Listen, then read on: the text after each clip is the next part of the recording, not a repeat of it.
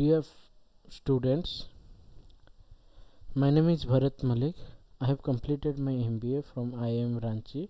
I have also qualified Junior Research Fellowship in Labor Laws and Human Resource Management.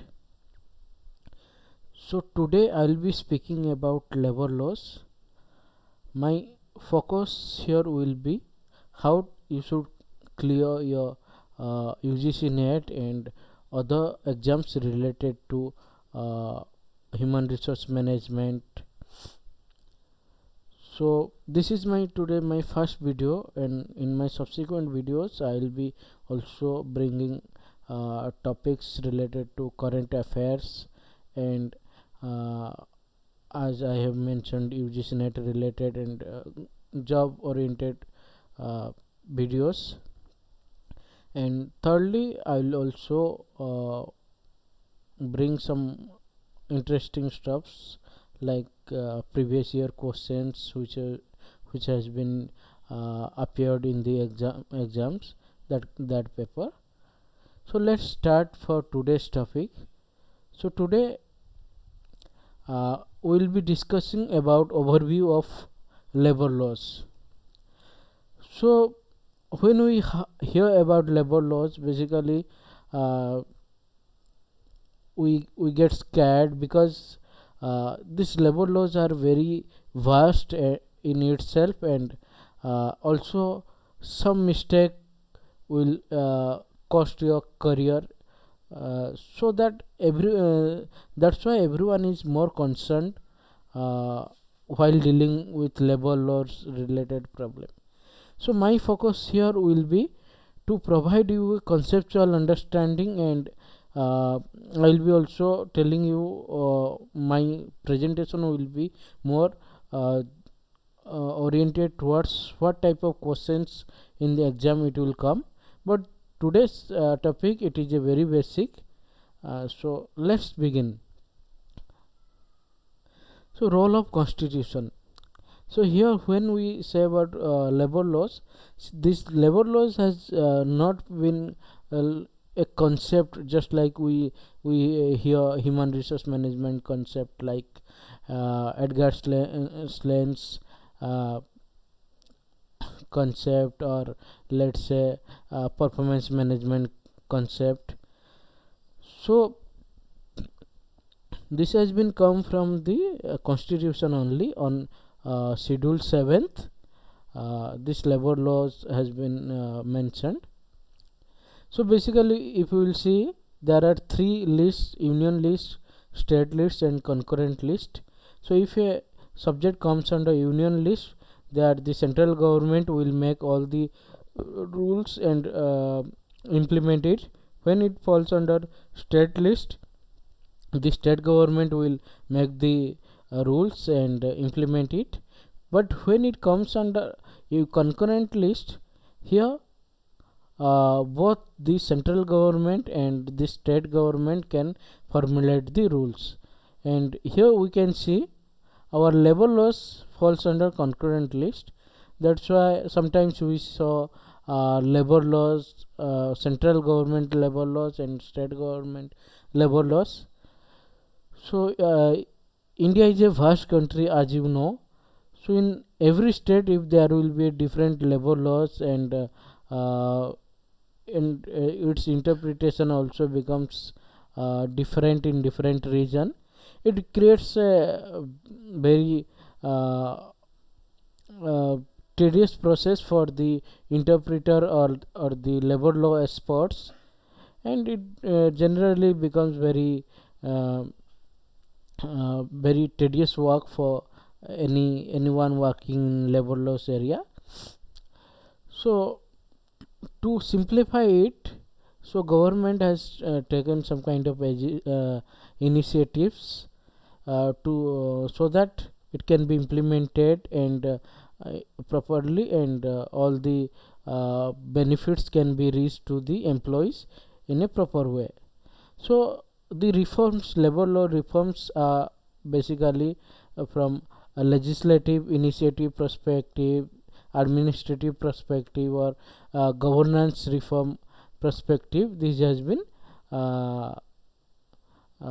this has been formed, and this basically has two purpose: to generate employment and to facilitate ease of doing business. For example, in central government initiatives, so earlier the payment of bonus act was applicable to anyone who is earning 10,000 per month, but it has been increased to 21,000 per month. There is a complete ban on children's of 14 years of age in any kind of occupational firms, and there is a compulsory education to everyone, every child below 14 years of age. So there are also governance reforms, basically to like earlier central government has laws around 44 labor laws. So for according to every law there is a register. If you will see, there are earlier I think 56 56 registers are there that need to be maintained by a any company who is dealing with labor. So it was very difficult job for anyone who is doing in who is doing this kind of job. To reform this, they actually make a common register. From 86 they have reduced it to 5 registers, and then there is a unified annual returns, and then on administrative initiatives. So EPFO actually they have provided the notification for reduction of administrative charges under EPF scheme and EDLI scheme. So similarly, the state government also had some kind of initiatives for making easy for labor law experts. There is a metric structure. You can visit labor law site labor.gov.in, so that you can follow what kind of initiatives various states have been taken. Then here some article numbers are there and descriptions are there, which has been taken from the constitution. So first 6 you can see here, they are known as your fundamental rights, and rest are known as your directive principle of state policy. So article 14, 15, 16, 19, 1c, 23 and 24, what are these? So basically these are fundamental rights. That means if a firm is not following any violating some rules or some rights, he is punishable under the laws. But rest 6, if one is not violating, if one is violating also, there is not strict punishment.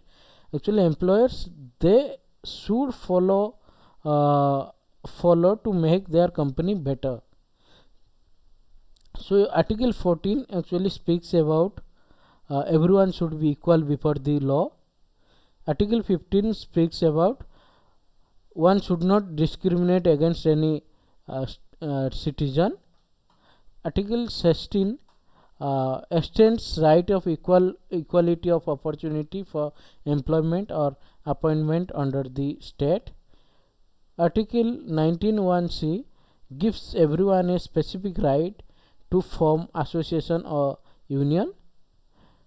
Article 23 speaks about prohibition of all trafficking and forced labor, and Article 24 speaks about prohibits of child labor under 14 years of age in any factory, mine or any other hazardous employment. Similarly, this directive principle of state policy have 6 articles which are under labor laws.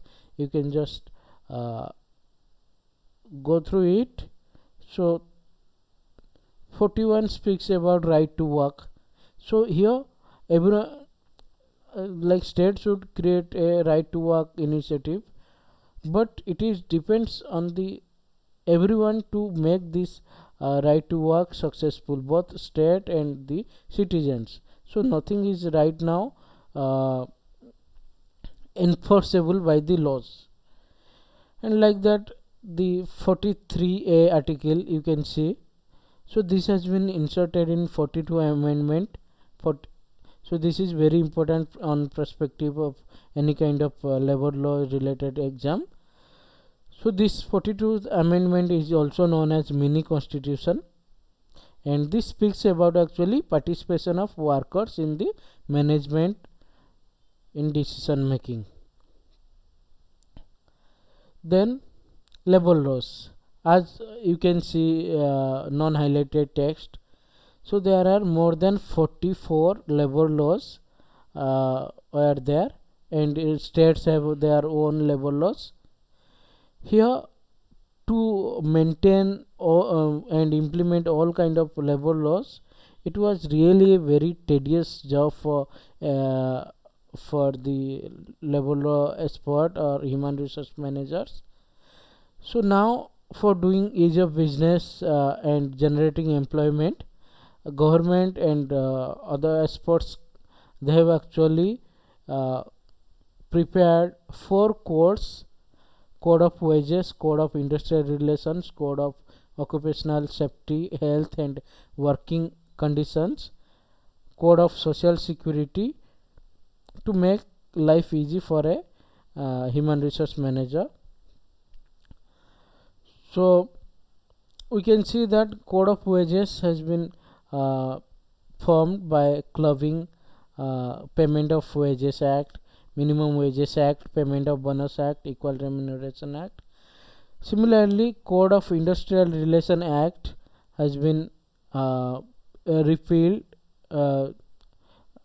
Code of Industrial Relations has been formed by repealing Trade Union Act, Industrial Dispute Act, Industrial Employment Standing Order Act, these things.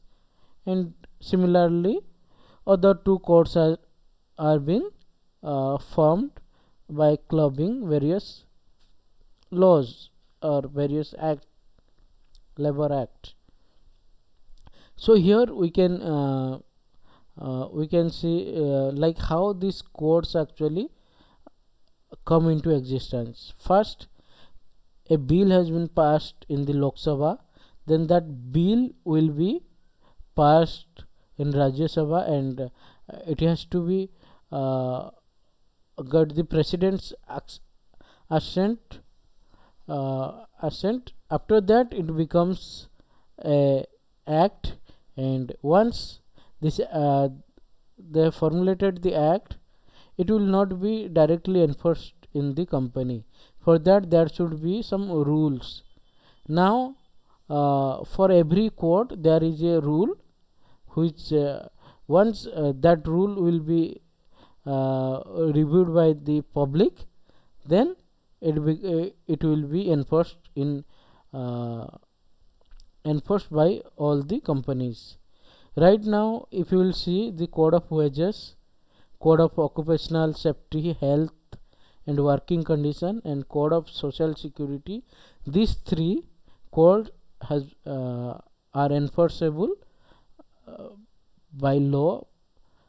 And code of industrial relations, actually this is so draft rule is pending for public approval, and this is for today.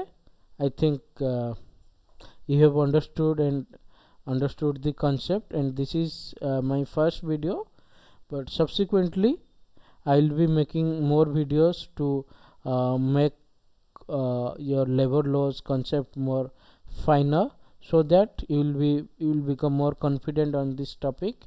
And yeah, stay tuned to this channel and have a happy learning. So thank you for watching. Have a good day. Bye.